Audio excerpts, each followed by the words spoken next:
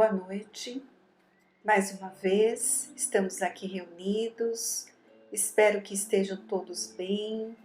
Estamos sempre lembrando com muito carinho de todos os frequentadores, trabalhadores da casa, lembrando sempre a todos, estejam em prece, leitura do Evangelho diária, porque isso nos mantém a sintonia com o plano espiritual superior. Eles estão apostos, amparando a cada um, tenhamos a certeza disso. Só que temos que fazer a nossa parte. Pedi e obtereis, buscai e achareis.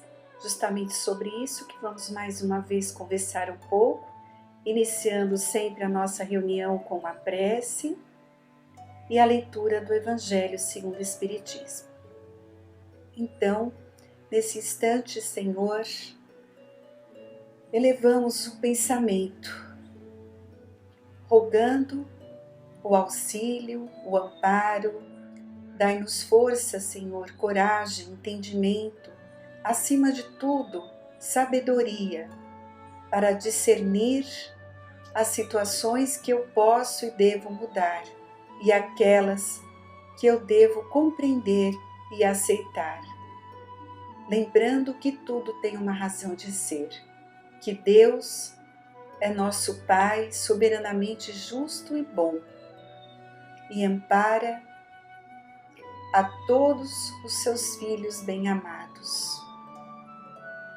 Nesse instante, pedimos por todos os que sofrem, por todos que estão aí angustiados, passando pelas provações, por aqueles que estão desencarnando, pelos seus familiares. Sabemos que a equipe de espíritos benfeitores ligados à humanidade terrestre estão a postos, socorrendo, auxiliando. Fica aqui a nossa humilde prece por todos e que sejamos pontinhos de luz nesse momento tão necessário no nosso planeta, no nosso país. Pai nosso que estais no céu, santificado seja o teu nome. Venha a nós o teu reino, Senhor. Seja feita a tua vontade, não a nossa, assim na terra como no céu. O pão nosso de cada dia dai-nos hoje. Perdoa, Senhor, as nossas dívidas, assim como perdoamos aos nossos devedores. Não nos deixeis cair em tentação e livra-nos de todo o mal. Que assim seja. Hoje eu trouxe mais uma vez o capítulo 27 do Evangelho segundo o Espiritismo, que é o capítulo Pedi e obtereis. Ele fala das condições da prece, da eficácia da prece e da ação da prece. É um capítulo muito rico de informações. Vamos lá. Eu vou ler o item 9, 11 e 10. É o 9, 10 e o 11 na realidade, né? Alguns trechos para que a gente compreenda a importância de elevarmos o pensamento através da prece. A prece é uma invocação. Por ela nos pomos em relação mental com o ser a que nos dirigimos. Ela pode ter por objeto um pedido, um agradecimento ou um louvor. Podemos orar por nós mesmos ou pelos outros, pelos vivos ou pelos mortos. As preces dirigidas a Deus são ouvidas pelos espíritos encarregados da execução dos seus desígnios. As que são dirigidas aos bons espíritos vão também para Deus. Quando oramos para outros seres e não para Deus, aqueles nos servem apenas de intermediários, de intercessores, porque nada pode ser feito sem a vontade de Deus. Pela prece, o homem atrai o concurso dos bons espíritos que o vem sustentar nas suas boas resoluções e inspirar-lhes bons pensamentos. Ele adquire assim a força moral necessária para vencer as dificuldades e voltar ao caminho reto quando dele se afastou. E assim também pode desviar de si os males que atrairia pelas suas próprias faltas. O poder da prece está no pensamento e não depende nem das palavras, nem do lugar, nem do momento em que é feita. Pode-se, pois, orar em qualquer lugar e a qualquer hora, a sós ou em conjunto. A prece em comum tem ação mais poderosa quando todos os que fazem se associam de coração no mesmo pensamento e têm a mesma finalidade. Então veja, ele inicia aqui lembrando-nos, que todas as nossas preces são atendidas por Deus. Nenhum pedido, nenhum pensamento elevado em prece deixa de ser escutado. O problema é que muitas vezes nós pedimos algumas coisas que não são atendidas, porque esse pedido não é o melhor para nós. E é por isso que muitas pessoas não acreditam. Eu sempre peço a Deus, mas Ele não me ajuda, não resolve os meus problemas, porque pedimos errado, Pedimos a solução dos nossos problemas, pedimos para ganhar dinheiro, pedimos para tirar a dor de nossas vidas, e não é isso que devemos pedir a Deus. Devemos pedir o quê? Força, coragem, entendimento, paciência, porque o que está acontecendo tem uma razão de ser. São provações, expiações, consequências de nossas atitudes erradas. Então, Deus, Ele sabe o que é melhor para nós. O que for possível, o que for necessário, de acordo com o nosso merecimento, eles vão nos auxiliar, mas tem coisas que não tem como mudar, faz parte da nossa programação. Então nós temos que tomar muito cuidado ao elevarmos o pensamento e saber o que vamos pedir, Então, eles ouvem a nossa prece, nunca deixa de ser ouvida. Outro ponto que ele lembra aqui que é importante. Nós temos que lembrar de louvar a Deus, de agradecer e não só pedir. Nós só pedimos, infelizmente, pedimos errado ainda, Pedimos de uma maneira querendo a solução dos nossos problemas. Então, em primeiro lugar, louvar, O que seria louvar? É lembrar ali que nós reconhecemos a grandeza de Deus e agradecer pela sua obra, pela natureza. A natureza nos alimenta a alma. Então, isso é louvar a Deus, lembrar dele, do seu amor, demonstrar a nossa humildade perante esse Deus Pai Criador, agradecer pela sua obra tão maravilhosa, a natureza que nos conforta, nos alimenta a alma. Então isso é louvar a Deus. Quantas vezes a gente parou em algum momento para lembrar de Deus dessa maneira, com gratidão por tudo, Agradecer. Todos os estudiosos, religiosos ou não, falam muito sobre isso, que nós temos que ter o sentimento de gratidão. Ao levantarmos, iniciarmos da cama, iniciarmos mais um dia, o primeiro ato que a criatura deveria ter seria agradecer, porque temos muito a agradecer. Tanta ajuda que recebemos o tempo todo.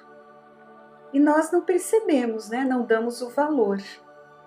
Mas temos muito sim a agradecer, porque ajuda não nos falta.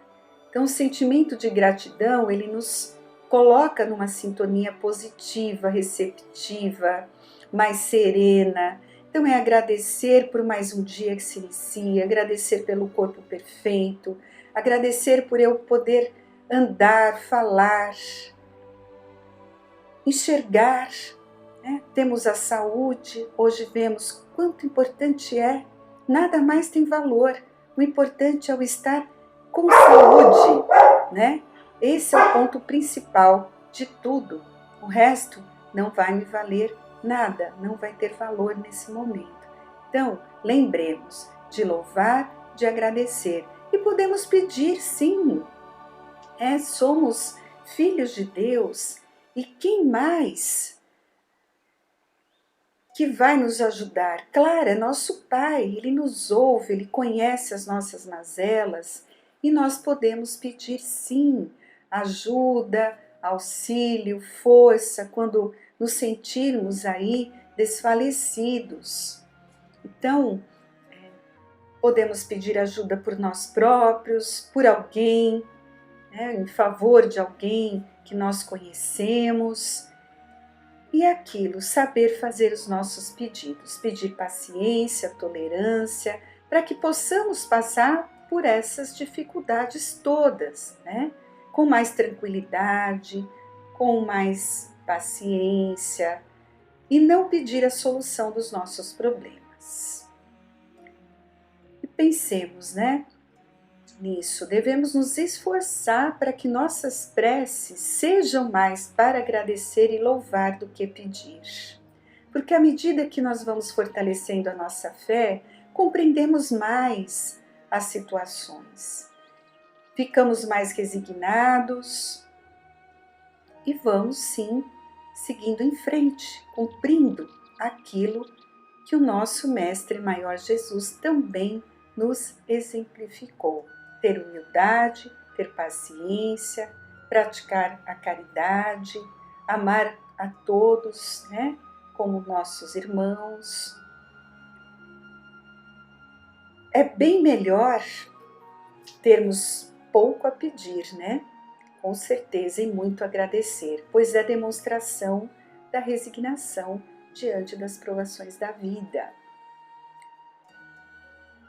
Como a prece atinge seu objetivo, né? Ou seja, muitas pessoas perguntam como ela é conduzida até Deus, como é que chega essa prece? E a doutrina espírita, ela nos explica isso, né? Quando fala da transmissão de pensamentos.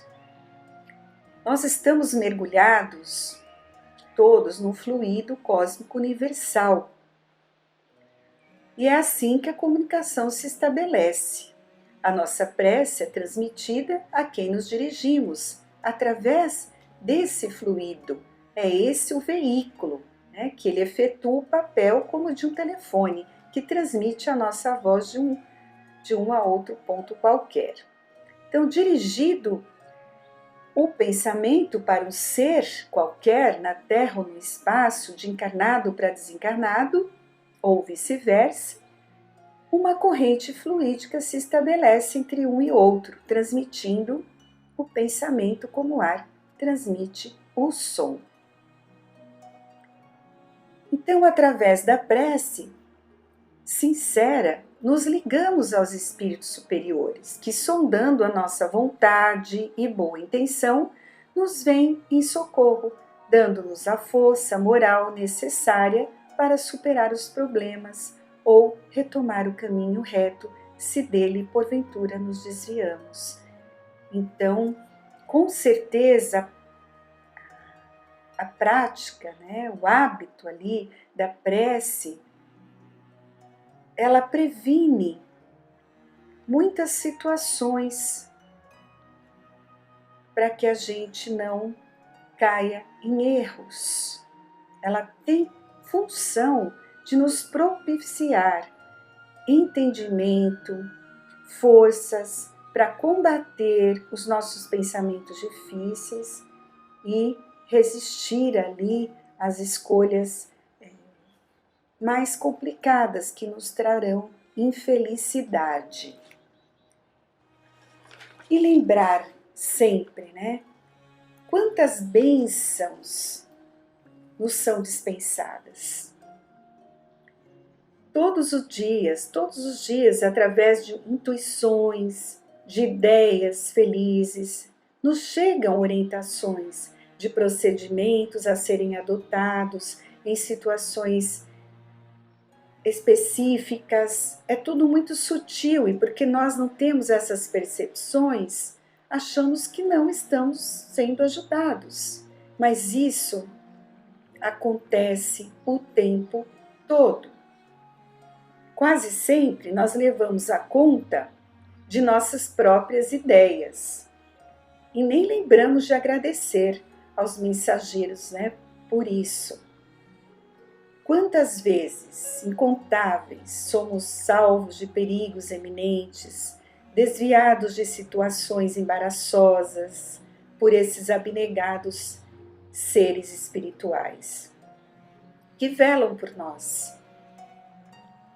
Eles se mostram sempre atentos, nosso espírito protetor, nosso anjo da guarda. Eles têm essa missão, né, de nos amparar, de conduzir a humanidade terrestre. E se prestarmos atenção, estivermos ali bem atentos, perceptivos, perceberemos mais intensamente a presença amiga, nos socorrendo, nos auxiliando. E estar em prece, buscar esses momentos, é quando vamos sentir mais intensamente esta atuação. Então, vamos buscar seguir esta sintonia para sermos mais felizes, para realmente conseguirmos atingir o objetivo nessa encarnação, que é o nosso aprendizado, o nosso melhoramento, a nossa evolução. Leon Denis, ele tem um capítulo muito bonito no livro Depois da Morte. Ele fala da prece. Vejam o que ele fala, apenas algumas frases, porque nós não temos muito tempo. Vou deixar o capítulo todo para vocês lerem, porque é de uma beleza imensa a maneira como ele fala da prece.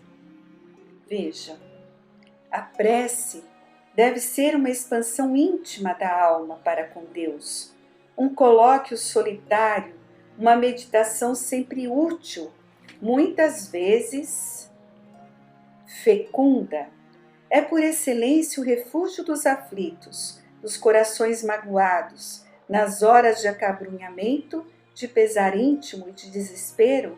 Quem não achou na prece a calma, o reconforto e o alívio de seus males? Um diálogo misterioso se estabelece entre a alma sofredora e a potência evocada. E essa voz consola, reanima, persuade, traz-nos a coragem, a submissão, a resignação estoicas. E então erguemo-nos menos tristes, menos atormentados. Um raio de sol divino luziu em nossa alma, faz despontar nela a esperança. Não é mesmo? Quantas vezes nós, no final de um dia, após passarmos por alguma situação difícil, dolorosa, que faz parte do nosso aprendizado, mas ao deitarmos, elevamos a nossa prece a Deus, temos à noite ali o descanso do corpo físico, nossa alma se liberta e nesse instante o auxílio, o amparo do plano maior vem.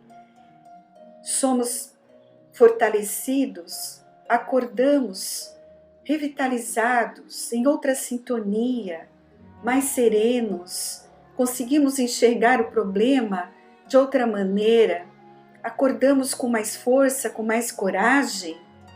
E de onde veio esse auxílio? Através dos benfeitores amigos, mas nós fizemos a nossa parte de nos acalmar, de buscar a prece, de nos colocar em condição para que essa ajuda chegasse. É assim que acontece toda essa comunicação. Nós temos que estar receptivos. Pedir, como é o nome desse capítulo, e nós vamos obter a ajuda que necessitamos. E ele coloca aqui ainda, para a gente terminar, olha, há homens que desdenham a prece, que a consideram banal e ridícula. Esses jamais oraram, ou talvez nunca tenham sabido orar. Sem dúvida, se só se trata de Padre Nossos proferidos sem convicção, de responsos tão vãos quanto intermináveis, de todas essas orações classificadas e numeradas que os lábios balbuciam, mas nas quais o coração não toma parte, pode-se compreender tais críticas. Porém, nisso não consiste a prece. A prece é uma elevação acima de todas as coisas terrestres, um ardente apelo às potências superiores, um impulso, um voo para as regiões que não são perturbadas pelos murmúrios, pelas agitações do mundo material. A linguagem da prece deve variar segundo as necessidades, segundo o estado do espírito humano. É um grito, um lamento, uma efusão, um cântico de amor, um manifesto de adoração, ou um exame de seus atos, um inventário moral que se faz sobre a vista de Deus, ou ainda um simples pensamento, uma lembrança, um olhar erguido para o céu. E não há horas para a prece, né? Nós elevamos o coração na hora que sentirmos a necessidade. Louvamos a Deus quando observamos a natureza em agradecimento, gratidão quando acordamos e temos mais um dia para aprender, para viver, para amar aqueles que estão ao nosso redor. E pedimos ajuda sim quando os nossos corações entristecidos precisam, necessitam desse amparo do Pai amoroso. Então, é isso que ele fala aqui. Pode ser um exame dos nossos atos, pode ser um inventário moral, pode ser um cântico de amor, um lamento, o importante, como ele diz, que essas palavras, esse sentimento saia do nosso coração, porque é isso que vai ter o valor quando nós nos dirigimos ao plano superior. Não são as muitas palavras, mas é o sentimento que é colocado. Então, esta é a nossa mensagem de hoje. Não esqueçam de colocar em prática, de desenvolver esse hábito tão salutar e tão necessário que é a prece. Que Deus abençoe a todos e vamos dar continuidade à nossa segunda parte da reunião com o companheiro Zé Luiz. Boa noite.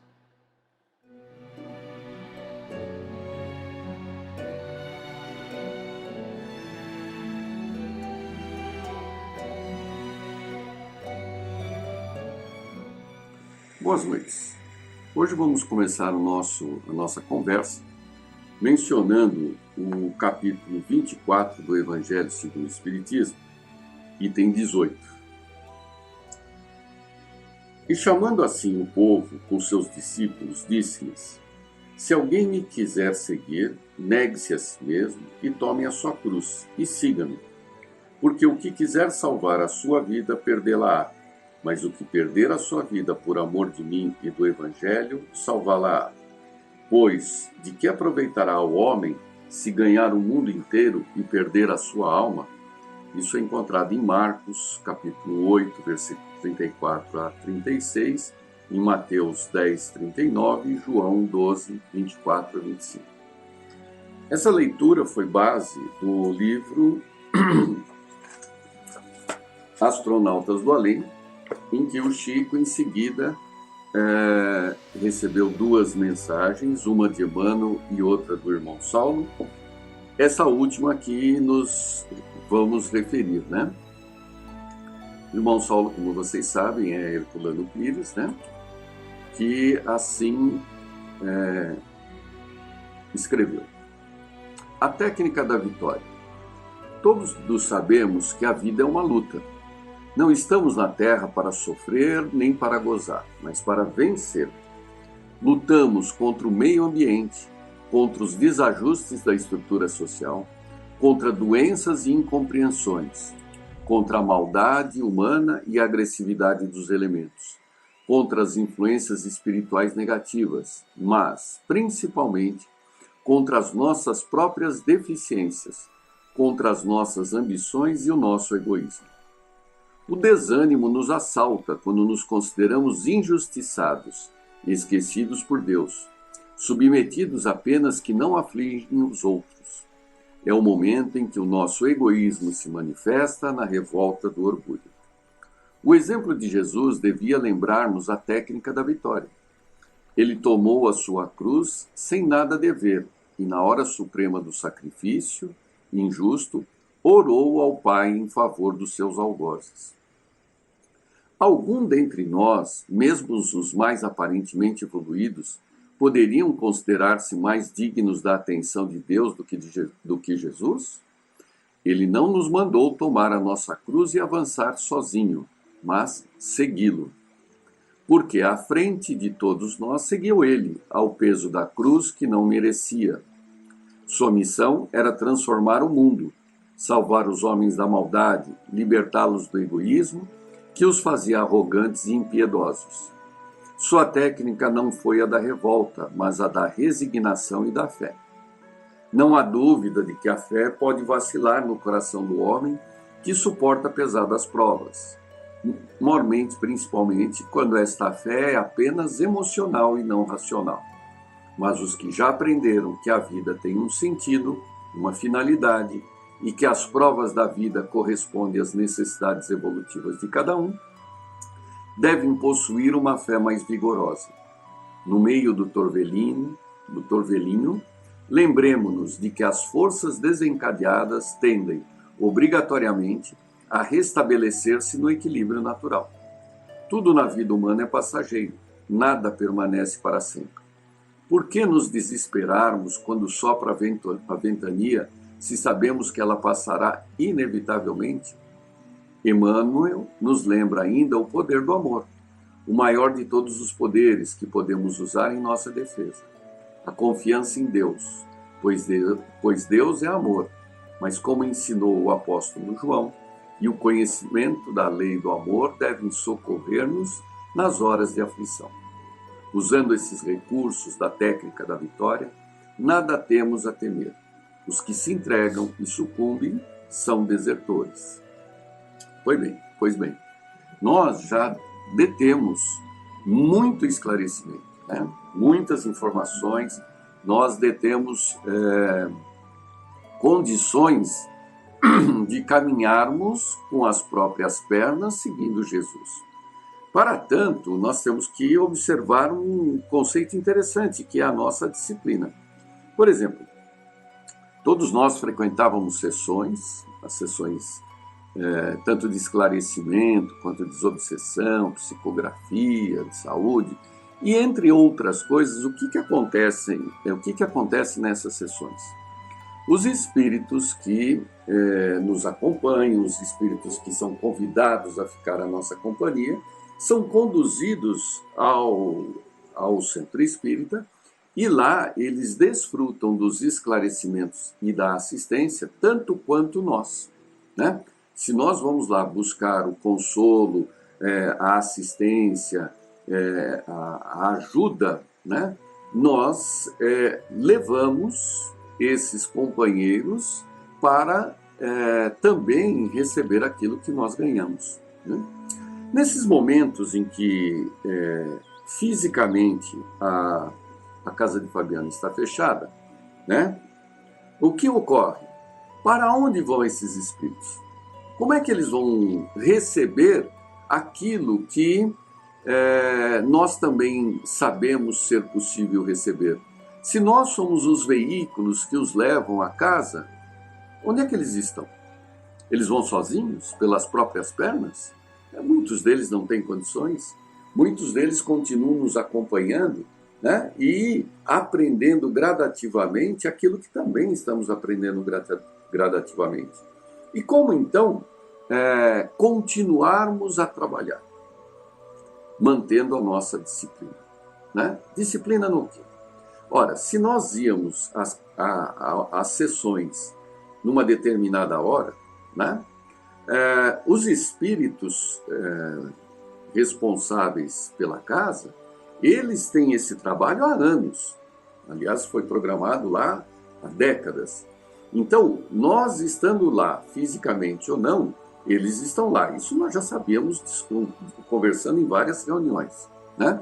Eu vou à sessão ou não vou, os espíritos lá estão, né? Termina uma sessão hoje, eles já começam a preparar a sessão da semana seguinte, né? Agora, nesses dias que nós estamos impossibilitados de ir fisicamente, não por nossa responsabilidade, não por nossa culpa, os espíritos vão lá, sabem que nós estamos privados da presença, não por nossa vontade, então eles vêm até nós naquele horário e promovem toda a assistência que regularmente eles fazem, né? E esses espíritos que nos acompanham, voluntariamente ou obrigatoriamente, por vínculos difíceis ou por opções, eles também recebem esse tipo de assistência, porque Deus é justo, né? Então é muito importante que mantenhamos os vínculos com a casa nos dias e horários que nós já praticávamos. Dito isso, vem também uma outra obrigação que nesses dias pode acabar sendo relaxada, que é o Evangelho no lar. O Evangelho no lar é tão importante quanto a sessão. Por quê? O que acontece no dia e na hora do Evangelho? Via de regra, né, os espíritos orientadores, eles trazem às nossas casas os espíritos necessitados, desde a região próxima até aos próximos das famílias, né, das pessoas que compõem a família, para ouvir o Evangelho, né, para que eles também possam ser esclarecidos, motivados, né, que sejam quebrados quadros mentais seculares e eles possam receber a assistência da espiritualidade superior. Então, é importantíssimo que mantenhamos o hábito do Evangelho no lar naquela hora e naquele dia. Por quê? Porque os espíritos que necessitam, eles são trazidos ali. Então, talvez até vocês tenham, alguns, né, sentido uma certa irritabilidade quando está próximo do horário do Evangelho no lar, né, um certo desconforto. Por quê? Porque esses espíritos já estão se aproximando e você tem a obrigação, né, é uma obrigação, afinal de contas, né, de parar o que você está fazendo, né, agora mais do que nunca, que você tem o tempo que você quiser, né, para dedicar ao próprio esclarecimento e ao esclarecimento desses necessitados, eles sim, mais privados do que nós desta ajuda, porque as portas do centro fechadas nos impedem de ir até lá e, por sua vez, de levá-los, sobrando basicamente a nossa própria casa como um ponto de referência para algum tipo de esclarecimento. Como a gente pôde ler aqui, né, se nós temos dificuldades íntimas, se nós achamos que estamos sofrendo, imagine os espíritos que buscam algum tipo de esclarecimento ou conforto. Onde é que eles vão ouvir isso? Né? Onde é que eles vão ouvir? Agora a sua casa foi eleita um ponto de luz, né? E o que a gente tem que fazer é manter esse ponto de luz aceso. Ok?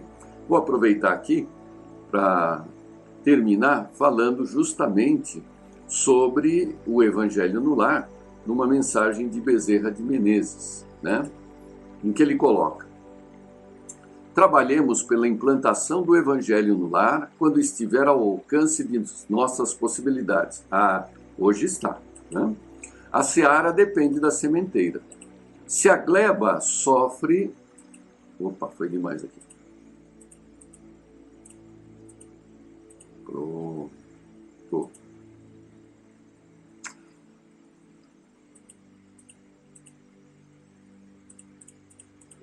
Só um minuto. Se a gleba sofre o descuido de quem lavra e prepara, se o arado faz inerte e se o cultivador teme o serviço, a colheita será sempre desengano e necessidade, acentuando o desânimo e a inquietação. É importante que nos unamos todos no lançamento dos princípios cristãos no santuário doméstico. Trazer as claridades da Boa Nova ao templo da família é aprimorar todos os valores que a experiência terrestre nos pode oferecer. Não bastará entronizar as relíquias materiais que se reportem ao Divino Mestre, entre os adornos da edificação de pedra e cal, onde as almas se reúnem sob os laços da comunidade ou da atração afetiva. É necessário plasmar o ensinamento de Jesus na própria vida, adaptando-se-lhe o sentimento à beleza excelsa. Parece que ele está falando diretamente para nós nesse momento, né? De nada adianta frequentar o centro, né, nos unirmos lá, nos confraternizarmos, se não tivermos um compromisso com aqueles que nós não enxergamos diretamente. Evangelho no lar é Cristo falando ao coração. Sustentando semelhante luz nas igrejas vivas do lar, teremos a existência transformada na direção infinita do infinito bem. O céu, naturalmente, não nos reclama a sublimação de um dia para outro, nem exige de nós, de imediato, as atitudes espetaculares dos heróis.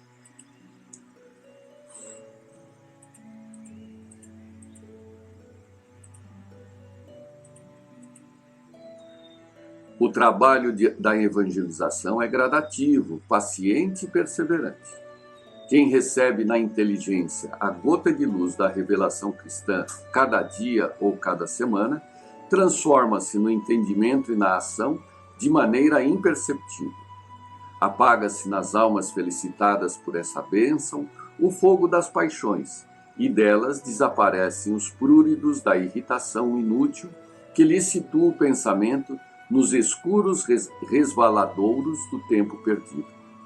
Enquanto isso ocorre, as criaturas despertam para a edificação espiritual com o serviço por norma constante de fé e caridade, nas devoluções a que se afeiçoam, de vez que compreendem, por fim, no Senhor, não apenas o amigo sublime que ampara e eleva, mas também o orientador que corrige e educa para a felicidade real e para o bem verdadeiro.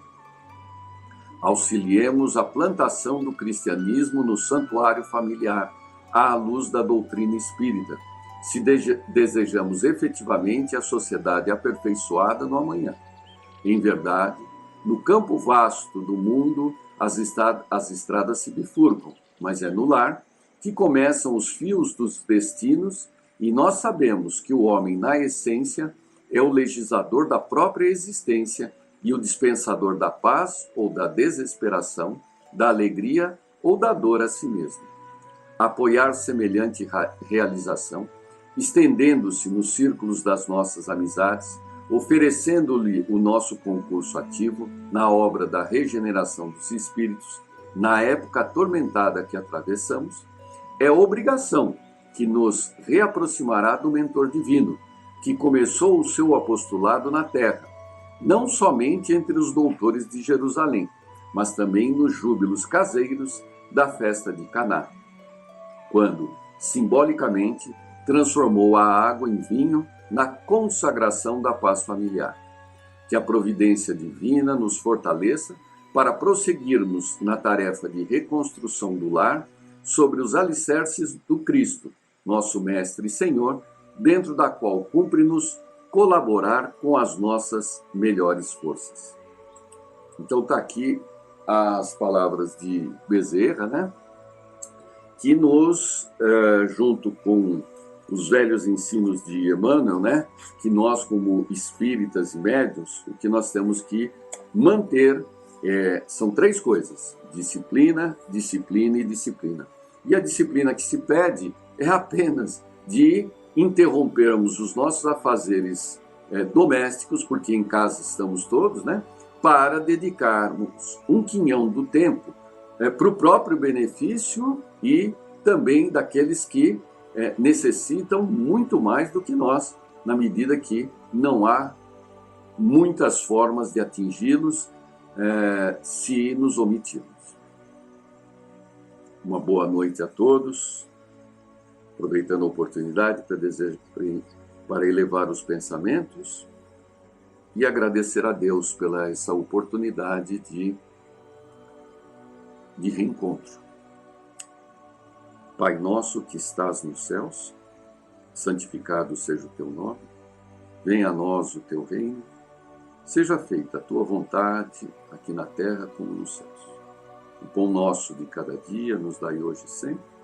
Perdoa, Senhor, as nossas dívidas, assim como perdoarmos aos nossos devedores.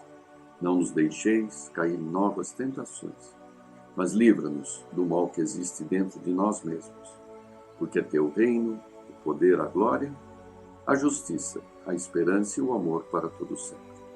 Que assim seja. Boa semana a todos.